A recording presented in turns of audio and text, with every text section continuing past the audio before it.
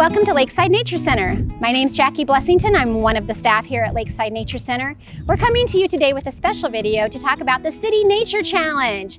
It's all about challenging people to get outside, whether it's checking out your own backyard or coming to places like Lakeside Nature Center and some of our trails, or maybe going to some of the other trail systems like Swope Park trails. We want you to get out though and observe and tally as much nature as you possibly can, whether it's animal observations or plants or different habitats. This challenge goes on from April 30th until May 3rd. If you go to the KC Parks website and Facebook page, you will find the link that will take you to the challenge and download an app where you can put your observations into a system directly. Now, if you come to Lakeside Nature Center or visit our Facebook page and website, one of our staff members has also created the City Nature Challenge while you're here at Lakeside. While you're here, you can take this, write down some of the things that you see in nature, whether it's animals or plants, and we've even helped you out by giving you some examples of some of the plants that you might find on our nature trails. So with that, folks, we're gonna go on a little hike. We're gonna see what we can find, give you some ideas and examples of the things that you should look for during your City Nature Challenge, again, this April 30th through May 3rd. All right, so one of the plants that you'll find actually probably in your backyards as well as all around the Nature Center, we don't even have to go to the trails, is wild violets. Take a look at these beautiful colors, hues of purple and whites. They are found everywhere. So we have a couple different trail systems here at Lakeside Nature Center. We have what we call our upper trail. It's pretty easy to navigate and it's about a quarter of a mile long. So our longer trail system is the Fox Hollow Trail. It's just over 2 miles long if you do it in its entirety, but it does have a couple early out points. One of the trailheads is sort of on the north-ish side of the Nature Center, kind of close to the Gregory Road side, as you'll see here. And then the other trailhead is on the other side, which is sort of on the west-south-ish side. So what we're gonna do is take a short little hike, see some of the plants that you guys might see when you're out in nature doing your nature challenge. While a lot of the plants that we might see on the trail are going to be native and plants that we want to encourage, there are going to be some invasives that we're going to talk about a little bit later, but also there's some noxious, we're not going to call them weeds, but noxious plants that are out there as well. One of them you might encounter is what we call garlic mustard. This garlic mustard has a little bit of a kidney-shaped leaf and these delicate little white flowers. So garlic mustard, unfortunately, is considered a noxious weed, which means that it can be quite invasive. It takes over a lot of spaces. So in a lot of areas, you'll actually hear people talking about pulling this particular weed or plant because it is considered noxious. So you're gonna find this plant in several locations throughout the trails, and it's called wild ginger. So if you get close up to the wild ginger, you'll see that it has sort of this heart-shaped, smooth type leaf. And it kind of stays close to the ground, but you'll find that all along the trails as well. Another little guy that might be harder to pick out amongst some of the other leafy sort of green plants is this guy here. This is called Solomon seal. And you can tell by the leaf shape and the alternating leaves that that is what he is. And he should be blooming out before too long as well. All right, this little guy here that sort of has a droopy leafed appearance with this delicate yellow flower that hangs down is called bellwort. Many of them have already started to bloom, but you should still find them along the trails as well. I think a lot of people are familiar with these beautiful purple hues of flowers. Some people call them phlox. That's the taller version of this. This would be actually referred to as Sweet William. Just gorgeous. They pop. You can see them coming from a distance. Beautiful, beautiful flowers. These big sort of palm-looking or umbrella-looking plants, a lot of people readily recognize called May apples. And this little cluster of this delicate green, what appears to be a single leaf plant or single leaf flower is what's referred to as trout lily. So this delicate yellow flower is called a buttercup, and you can also identify them by their leaves. It's a cluster of 3, and each leaf also has like a 3-lobe sort of pattern to it. Now once you really start looking, you'll start to find all kinds of little plants and flowers that are sort of popping out at you. I can't tell you what this particular little guy is, but oh, isn't he gorgeous? And you start looking around and you see several of them that are within this bed here. I believe what we're looking at here is the actual flower of the mayapple. Many of the mayaples haven't actually bloomed yet, but I believe that that's what we're looking at here. All right, in this little cluster bed here, you'll have these delicate white flowers, and if you look at the leaf, it kind of looks like a clover leaf of sorts. These are called false rue anemones. I believe this kind of a cone-looking flower with the rolled over leaf, this I believe is what's called jack-in-the-pulpit. And many of them actually, if you open the leaf up, have this striping pattern inside of it. These guys don't have it as distinctly, but you can see it a little bit. These little guys are called wild petunia. They've got that delicate little flower as well, and a pretty pinks and purple hues. Very distinct leaf. So once you see that leaf, you'll start to see it pretty much everywhere around the trails as well. So this is a little plant that we call columbine. And growing up, I always heard it referred to as honeysuckle, because as children, what we would do is we would actually pluck the flower and actually suck on these little tips because they have little bits of honey in them. I don't recommend doing that. Let's leave nature in nature. Let's just observe it. So this guy here, he's called Virginia creeper. Actually, it's a vine of sorts that you'll see actually will kind of grow up and around on rocks, around trees, makes their life sort of living on other objects. All right, so these little guys with these delicate little white flowers and leaves that look like blades of grass, these would be called spring beauties. And you can see there's a little bed of them here. And something that's really cool that's sort of mixed into this bed, if you notice, these little purplish lavender guys, these I believe are what's called wild hyacinth. And there's several intermixed with the spring beauties. All right, well, I hope our little hike gave you an idea of some of the many different plant species that you can see on our Fox Hollow Trail. And that was probably only a half to maybe a full mile's worth of a hike. I'm not a plant expert, but I do know one thing. One of the biggest plants that we have problems with as being invasive species is honeysuckle. And I think just about everybody's heard about honeysuckle. That comes in different varieties. Bush honeysuckle is one of the more common ones. And it can grow from just being a very small type bush to, if you look closely and around this whole area, it grows into these really thick and tall shrubs and bushes. This stuff is really hard to get a handle on. You have to be very aggressive and very persistent year after year, either pulling it out as young growth plants, chopping it off when it gets bigger, or maybe even doing controlled burns depending on your area. If we look off to my right over here, this is a part of what we call our savanna, which is a prairie sort of tree mix. And you'll see that this year, the honeysuckle, all this bright green stuff in the mix of it, is coming back in full vengeance this year. This was a project that over the years was very heavily managed. And so one of those things that we always ask, if there's volunteers out there, school groups, Boy Scout groups, that need to get out and do some work in nature, cutting down honeysuckle is one of the things we've always got room for help. So what I'd like to do now is take you on what we would call one of our habitat hikes. We have several little mini examples of different habitats throughout the upper trails of Lakeside Nature Center. So we're going to check out these areas and see what maybe animals we'll see along the way. So this area behind me is what we like to call our prairie. And actually in Missouri and in the Kansas area, we have what we call long grass prairie. There's short grass, medium grass, long grass. Long grass prairie is actually what took over most of both of our states back in the pioneer days before settlers came. We're not really into the growth yet because it's early spring, so you're still seeing a lot of the dead stuff that's left over from last year, but there's a lot of new growth that's coming up. Gonna see a lot of different animals in this area, from insects to maybe some snakes or skinks. And wait a minute. I think I see a turkey vulture. And this is Glug. He is one of two of our resident turkey vultures we have here at Lakeside.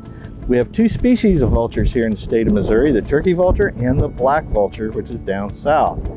These guys are scavengers and carrion eaters, and they will go after anything dead that they find out on the prairie or savanna areas. And they're also one of the very few bird species that actually utilize a sense of smell. They can detect death and decay over a mile away while they're up soaring. And it's one of the reasons why Glug is here, because he, unfortunately, due to injuries he received prior to coming in, he's not able to soar. As you can tell, his wings are a little bit misshapen. He was found in an animal den, and due to the fact he wasn't able to fly, he was using his wings as crutches, and this caused the deformity, and also he has some foot issues. So more than enough things to keep him from going back out into the wild where he belongs. Right now, we are at the transition point between our tall grass prairie area at the center and our savanna. And this is where the tall grasses start to thin out and we start getting shrubs and singular large trees, and we get different type of animals in this area also. And right here, we have Cheeto. Cheeto is an American kestrel. She is a female. She's been with us since 2019. These are falcons, and they do like to hunt these areas primarily for insects, large bugs and beetles. They will on occasion go after a mouse or a small snake. It's something they can handle. And unlike other birds of prey that can hunt on the wing, these guys will actually hover over their prey and then pounce on it. So they're a very, very wonderful bird. And they're also in decline here in the United States. So there are efforts to try and increase their numbers. Kestrels are one of the few bird of prey species where you can tell the difference between the male and the female by their plumage. Females, if we can get her to show you, have a little bit of a red top notch up there with the gray around, and their tail feathers are differently striped.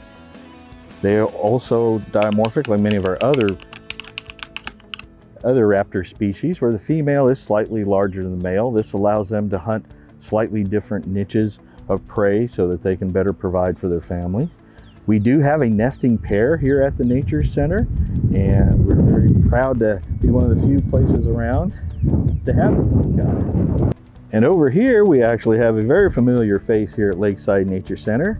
This is Wilma. Wilma is our ornate box turtle. These are a terrestrial turtle. They live on land. They're not like our water turtles, like sliders. She has been with us quite a long time. She came to the center in 1998, I believe it was, and we suspect that she may be close to over 90 years old. Now, box turtles are unique, and they get their name from the fact that they can close their shell up just like a box. Matter of fact, we look underneath there, we'll see a hinge, and if she feels threatened or just wants to take a little snooze time, she can close that up. She's not too threatened. She knows us very well. Box turtles love savanna and prairie areas. The soil is easy for them to dig into, and they love to eat grubs and other insects they can find, along with earthworms, and they like other berries and things that they can find underneath the trees. So as far as habitats go, this area is what we call a glade. A glade is basically a rocky area where you'll see things growing out of the rocks. And if you look closely, unfortunately, we'll see a lot of honeysuckle in this area, but we do see a lot of natural plants as well. Now, as far as wildlife in a glade, you're going to see a lot of insects, reptiles, maybe some small mammals. I should mention that a glade in our part of this country is primarily made of limestone. So all of this rock is limestone. And this particular area, the limestone itself goes down, I believe, 10 or 20 feet deep, and it actually travels all the way from here over to Watts Mill. So if you're familiar with that area, it's way over by 103rd and State Line. And that just gives you an idea of how expansive our limestone structure is. Now, some of the animals that you might find around here would include things like insects, probably reptiles like snakes, lizards, maybe some small mammals like rodents. And I did bring a friend for us to see today that you might find in a glade. Did you guys know that we actually have tarantulas in Missouri? Huh, what do we have here? Wow, tarantula. Okay, I have to admit though, this is not a Missouri tarantula. This is called a rose-haired tarantula. They would be found naturally in areas like New Mexico, Arizona, areas like that. Our tarantulas, thankfully, are half that size, if not even smaller than that. All right, as far as habitats go, this area is what we like to call like our upper woodlands or our forest area. Basically, we transitioned from savanna, where you had just a few trees, to now we have a bigger stand of trees, obviously. So we're gonna see a variety of animals in this area, or you might hear things in this area. What's that I hear? Who cooks for me? I think that was the noise we heard. This is Hootie, and I am Jessie, a naturalist here at Lakeside Nature Center. And this is one of the many animals that you might find here in our woodlands or in woodlands around Missouri. This is what we call a barred owl. And if you haven't seen one, you've probably heard one. The call is very unique. And as Jackie said before, it sounds like who cooks for you? So if you ever hear an owl like that, it is a barred owl. Extremely noisy. These guys are also called barred owls because, as you can see on their body, it looks like they have stripes all across their body, also known as bars.